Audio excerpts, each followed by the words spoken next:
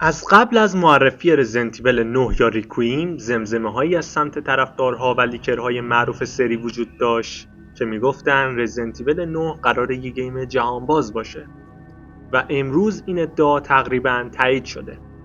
سلام به همه دوستان یوتیوبی، من عرفان هستم و اینجا چنل عرفان نواره. اون لایک های خوشگلتون رو بکوبید رو ویدیو تا بریم ببینیم ماجرا از چه قراره.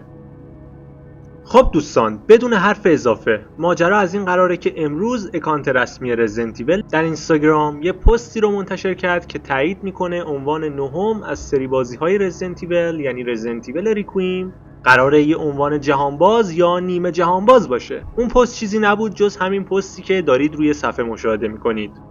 نقشه راکون سیتی که ظاهرا در رزیدنت ایول ریکوئیم با اون طرف هستیم.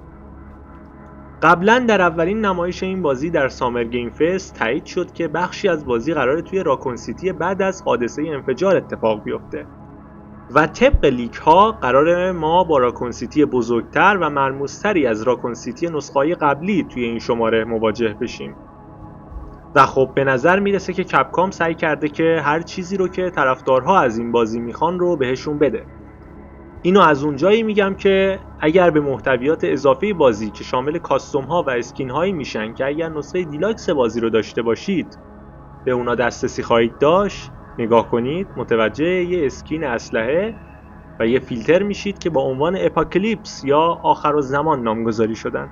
در واقع اپاکلیپس عنوانی هستش که لیکرهایی مثل داسکولم و طرفدارها اون رو روی نسخه نهم سری بازی های رزیدنت ایول گذاشته بودن و این نشون میده که کپکام به تمام شایعاتی که توی این سالها از رزیدنت ایول 9 پخش میشده توجه داشته و از اونها توی پروژه اصلی استفاده کرده.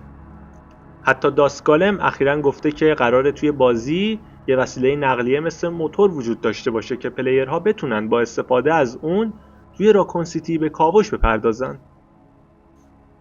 نظر شما چیه دوستان؟ به نظرتون رزیدنت ایول 9 قرار جهانباز باشه و آیا میشه با کاراکترهای قدیمی سری مثل لیان دوباره توی اون محیط که بیشتر از قبل حتی بوی مرگ میده به حل پازل و کشتن زامبی ها بپردازیم؟